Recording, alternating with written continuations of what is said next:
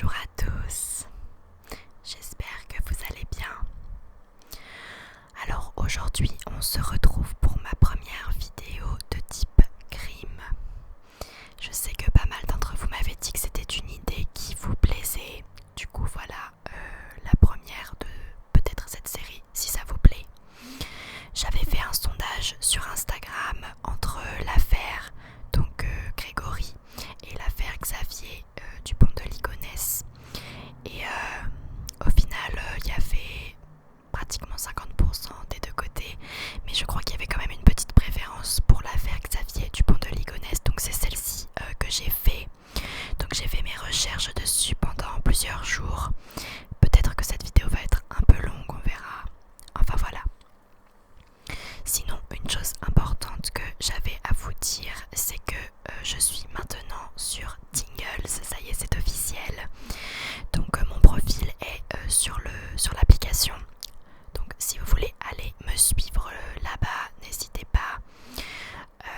Je sais pas si vous connaissez Tingles, mais ce que ça a quand même comme avantage par rapport à YouTube, c'est que il n'y a pas de... Enfin, on peut partir de l'application et ça ne va pas couper le son. Donc ça c'est plutôt cool. On peut aussi mettre pas un chronomètre. On peut mettre en fait un minuteur pour savoir pendant combien de temps vous voulez écouter les vidéos ASMR avant de vous endormir. Donc ça aussi c'est plutôt pas mal. Ça a pris quelques temps pour que mon profil soit dessus. Mais maintenant c'est bon. Je crois aussi que vous pouvez me soutenir dessus si vous le désirez. Et donc voilà, moi ce que je trouve de vraiment cool avec cette appli, c'est qu'on peut quitter l'appli et que ça marche encore. Et qu'on peut mettre un minuteur style j'ai envie de regarder 2 heures d'ASMR et après que mon téléphone s'arrête. Parce que sinon on se lève le matin et il nous reste 10% de batterie. Donc c'est pas terrible. Donc voilà ce qui est cool avec Tingles. Je vous mettrai le lien dans la barre d'infos ainsi que le lien vers ma page Tipeee et ma page Instagram. Donc maintenant on va pouvoir commencer tout de suite. Alors j'ai écrit les informations sur cette affaire, j'ai fait à la main et je l'ai marqué dans ce petit carnet.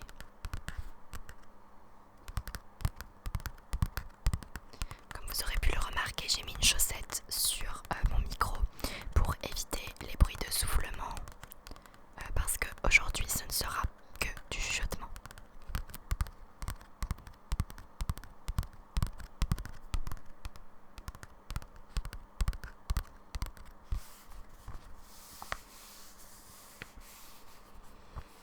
Donc voilà, il y a quand même pas mal d'informations. J'ai essayé de prendre ce qui me semblait intéressant, mais il y a quand même pas mal de pages, donc on va y aller tout de suite.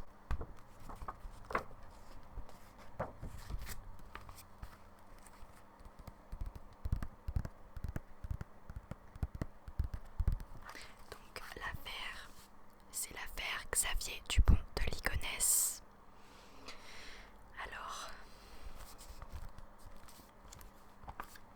pour vous résumer le truc, déjà je vais énormément lire de mes notes parce que comme je vous le disais il y a beaucoup d'informations, donc j'ai pas tout retenu, donc j'espère que ça vous dérangera pas trop. Donc en bref, en fait cette affaire était aussi appelée la tuerie de Nantes puisque c'est là-bas que ça s'est produit. C'est un quintuple meurtre non élucidé qui s'est produit début avril 2011.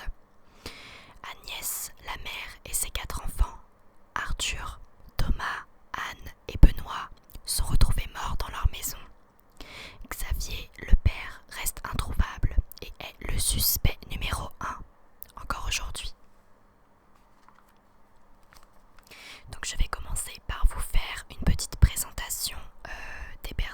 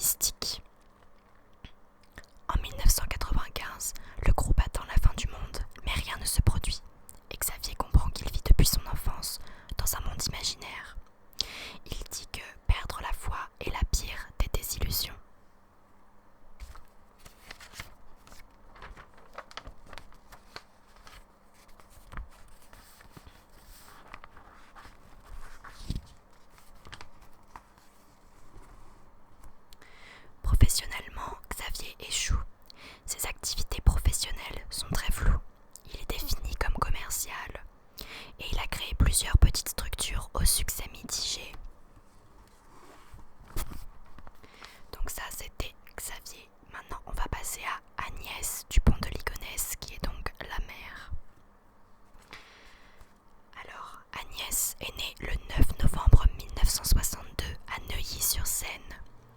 Elle était adjointe à la vie scolaire au sein de l'établissement scolaire catholique Blanche de Castille à Nantes, où elle enseignait également le catéchisme. Elle était issue d'une bonne famille, décrite comme très pieuse, se rendant régulièrement à la messe avec ses enfants. Elle était également décrite comme gentille mais autoritaire. Donc maintenant on va passer aux 4 enfants par ordre, pas chronologique mais du plus vieux au plus jeune. Donc l'aîné s'appelle Arthur Dupont de Ligonnès. Il est né le 7 juillet 1990 d'un autre père, mais il avait été reconnu par Xavier lorsqu'il s'était marié avec Agnès. Il était étudiant en BTS génie informatique et également employé de restauration dans une pizzeria.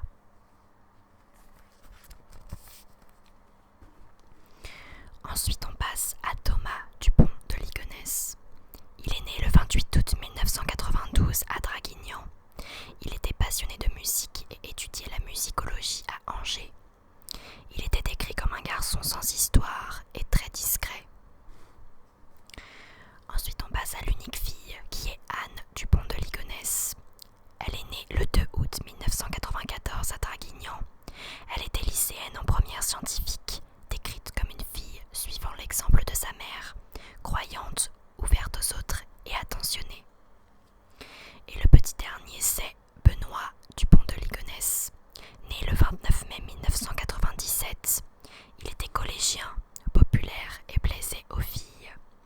Il était enfant de chœur à l'église Saint-Félix. Donc voilà pour les présentations des protagonistes de cette affaire.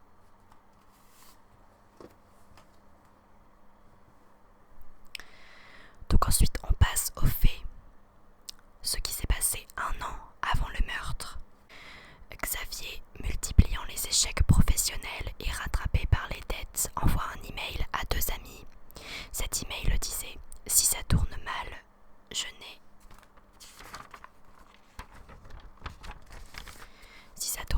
n'ai que 2 solutions. Me foutre en l'air avec ma voiture ou foutre le feu à la baraque quand tout le monde dort. PS, je suis très sérieux. » Donc voilà, ça met déjà un petit peu l'ambiance. Ça, c'était 1 an avant le meurtre. Et dans cet email, il avait mis en pièce jointe un document qui s'appelait Disposition, qui ressemblait à un testament.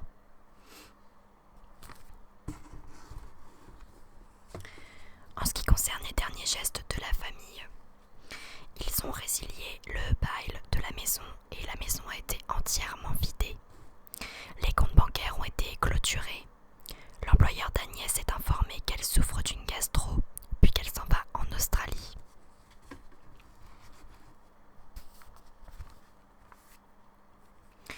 Donc ce que je vais faire maintenant, c'est qu'en fait, chronologiquement, à partir de ce moment-là, jusqu'au meurtre et à la découverte des corps et tout ça, on va y aller chronologiquement quoi.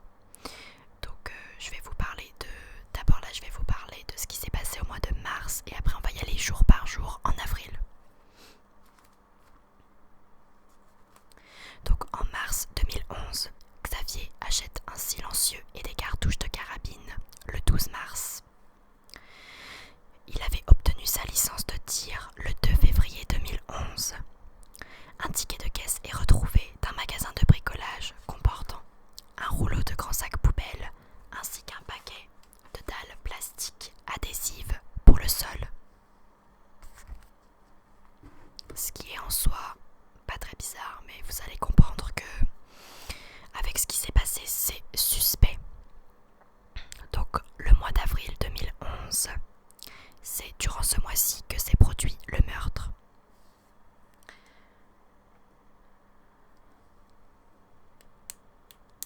Le 1er avril, Arthur quitte Saint-Laurent-sur-Sèvre où il est étudiant et il ne rejoint pas le soir même la pizzeria où il travaille et où il devait recevoir son salaire, et cela intrigue son employeur.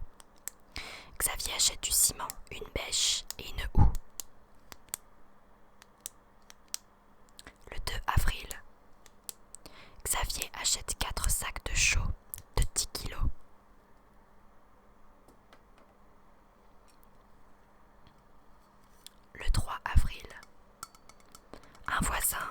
Agnès pour la dernière fois, ainsi que Xavier, qui mettait des gros sacs dans sa voiture.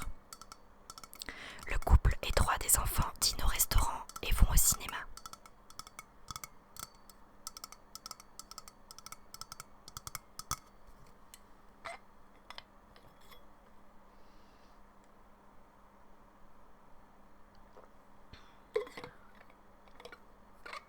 Le 4 avril, Anne et Benoît sont absents de l'école pour cause de maladie.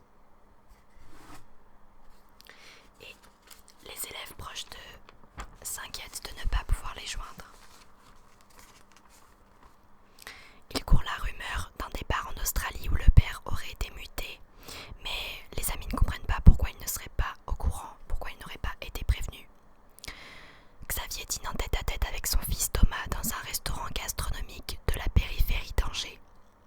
Les 2 serveurs se souviennent que le jeune homme ne se sentait pas très bien vers la fin du repas et que le dîner était des plus silencieux. Bon, vous allez comprendre que le facteur comme quoi il ne se sentait pas très bien, c'est très bizarre. Le 5 avril, un huissier de justice chargé de recouvrer une dette de 20 000 € se rend à la maison familiale mais trouve porte close. Un ami de Thomas affirme qu'il a passé l'après-midi chez lui à Angers, puis que Xavier a appelé Thomas pour qu'il rentre à Nantes au chevet de sa mère, qui aurait eu un accident de vélo. Le lendemain, son ami cherche à avoir des nouvelles. Mais s'il ne reçoit que des SMS courts du type « Je rentre pas chez toi, je suis malade ». Une ex-petite amie de Thomas déclare lui avoir parlé le 5 avril, mais qui lui avait paru bizarre sur la manière d'écrire. Des voisins entendent les chiens hurler pendant 2 nuits, puis plus rien. Le 6 avril, la petite amie d'Arthur est inquiète de ne pas avoir de nouvelles et elle vient frapper à la porte de la maison, où une lumière éclairait encore le premier étage, mais elle n'obtient aucune réponse. Le 7 avril, Xavier est vu faisant plusieurs allers-retours en transportant des gros sacs et cabas à sa voiture. Plusieurs témoignages concordants affirment avoir vu Agnès en vie, mais rien n'est confirmé.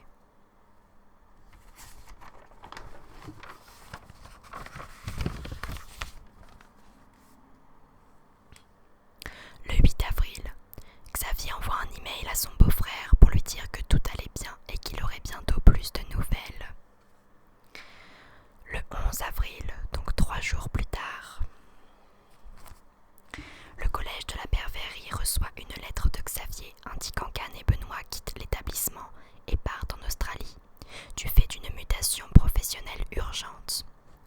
L'établissement Blanche de Castille reçoit une lettre de démission signée de la main d'Agnès et le directeur ne parvient pas à la joindre. Une lettre non signée pouvant venir de Xavier, datée du 11 avril, est retrouvée. C'est une lettre destinée aux proches, expliquant qu'après avoir travaillé en secret pour la DEA, qui est l'agence fédérale américaine pour la lutte contre les stupéfiants. Donc après avoir travaillé en secret pour eux, la famille a dû être exfiltrée vers les États-Unis dans le cadre du programme fédéral de protection des témoins, et que personne ne pourra les joindre pendant plusieurs années. Xavier passe la nuit dans un hôtel près de Toulouse. Le 12 avril, Xavier passe la nuit dans une auberge à Pontet sous la fausse identité de Laurent Xavier. Le 13 avril, une commerçante appelle la police car elle s'inquiète que les volets de la maison soient clos depuis plus d'une semaine et que la voiture d'Agnès soit toujours là. Donc sa voiture n'a jamais bougé depuis plus d'une semaine. Les policiers constatent que la maison a été entièrement vidée et nettoyée. Le 14 avril, Xavier retient 30 € et dort au Formule 1 de Roquebrune sur Argent.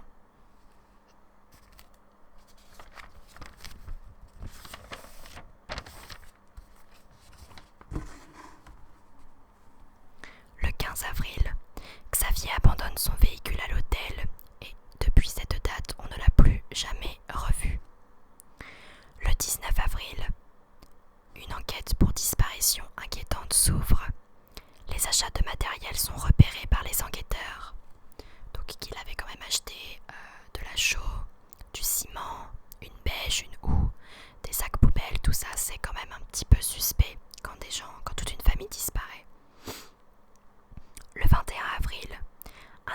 recherche est lancée pour la famille, mais plus tard dans la journée, les enquêteurs font une découverte macabre sous la terrasse de la maison. Il y a les restes humains de la mère et de ses 4 enfants, en tenue de nuit. Les corps sont enveloppés dans des draps, placés dans des sacs de jute et recouverts de chaux vive pour accélérer la décomposition des corps et lutter contre les odeurs de putréfaction. Les 2 chiens sont aussi retrouvés enterrés. La voiture de Xavier est retrouvée sur le parking du Formule 1, puisqu'il l'avait abandonnée 6 jours plus tôt.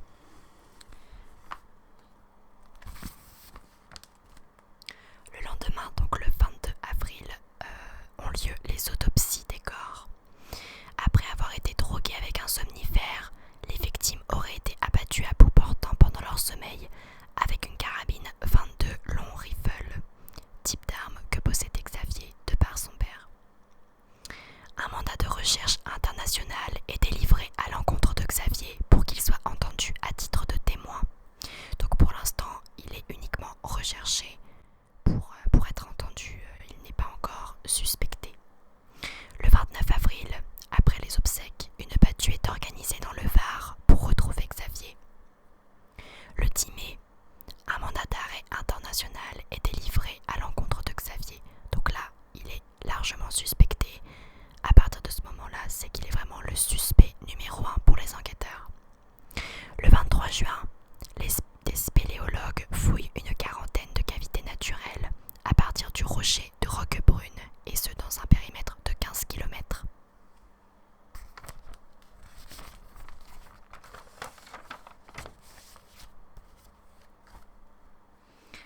Donc maintenant, on va passer aux pistes de recherche.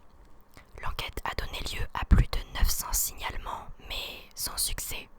Il y a eu des recherches pour Xavier dans le massif des morts, mais rien n'est trouvé, puisque du coup là, les enquêteurs pensaient et pensent toujours, pour la plupart, qu'il se serait suicidé.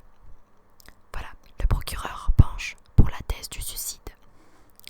Mi-juillet 2015, une journaliste nantaise reçoit une photo d'Arthur et de Benoît, avec écrit au dos « Je suis encore vivant », suivi de la signature Xavier Dupont de Ligonnès.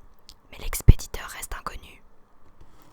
La famille de Xavier est convaincue que les corps retrouvés ne sont pas ceux d'Agnès et de ses enfants, et que la famille a bien été exfiltrée aux États-Unis, car leur vie était menacée en France. L'avocat des parties civiles, M. Goldenstein, souligne qu'un homme seul n'aurait pas pu creuser le trou qui se trouvait sous la terrasse, sachant que 2,5 mètres cubes ont été déplacés. Il dit « Dans cette affaire, on est parti du principe que Xavier Dupont de Ligonnès avait assassiné sa famille avant de se volatiliser. On n'a exploré aucune autre piste. » Et donc voilà toutes les informations que j'ai sur cette affaire. Finalement, peut-être que j'ai parlé trop vite puisqu'on n'en est qu'à à peu près 20 minutes de vidéo. Donc moi je vais vous dire ce que j'en pense. Je crois que la majorité des gens pensent que Xavier Dupont de Ligonnès s'est suicidé, y compris les enquêteurs.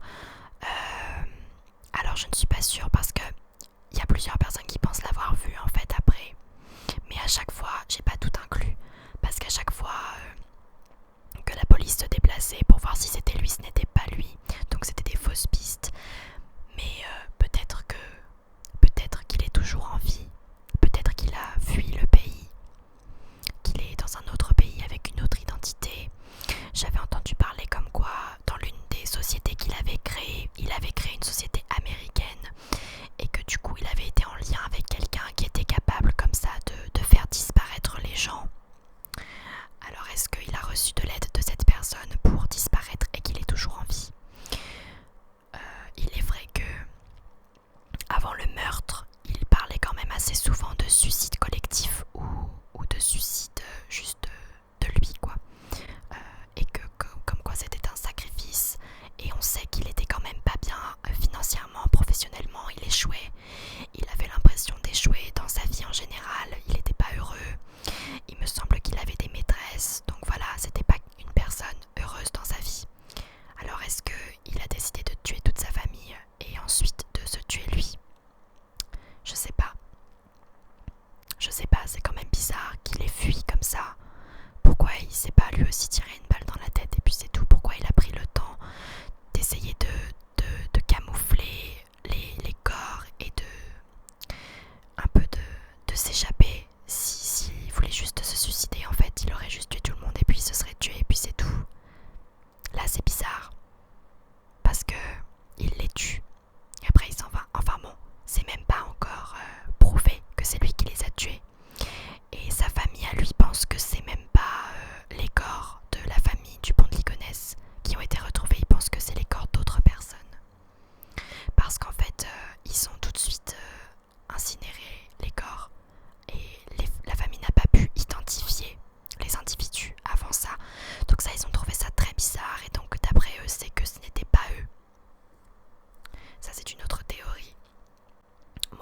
je vais vous dire, je pense que c'est lui le tueur parce que quand même, vous avez vu tous les achats qu'il a fait et après ça concorde complètement avec la manière dont les corps ont été retrouvés, avec la chaux, tout ça.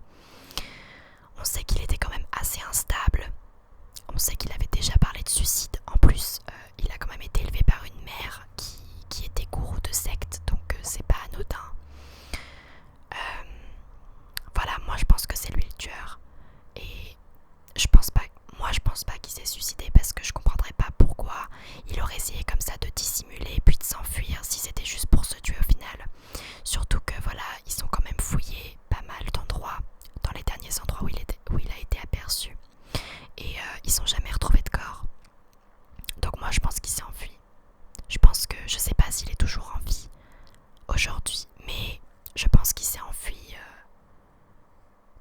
Mais je sais même pas comment on peut vivre avec ça sur la conscience. Pour moi c'est quelqu'un d'instable, voilà. Enfin bref. N'hésitez pas à me donner vos théories dans les commentaires et à me dire si ce genre de vidéo vous plaise. Moi j'ai beaucoup aimé faire les recherches, je trouve ça très intéressant. Mais je suis bien consciente que ça ne va pas plaire à tout le monde parce que c'est quand même c'est assez triste, c'est assez gore. Enfin voilà quoi. Si vous écoutez ça avant de vous endormir, peut-être que ça ne va pas vous détendre. Faut plus prendre ça comme un mystère non élucidé. Et dites-moi donc vos théories dans les commentaires ou si j'ai oublié de donner quelques informations, n'hésitez pas à les mettre aussi. Donc voilà, cette vidéo est donc terminée. Moi j'adorerais en faire une série, mais dites-moi ce que vous en pensez. Dites-moi si ça vous a plu ou si vous trouvez ça pas du tout relaxant. Et dans ce cas-là, je m'arrêterai là. Voilà. Je vous fais de gros bisous. Je vous souhaite une bonne nuit ou une bonne journée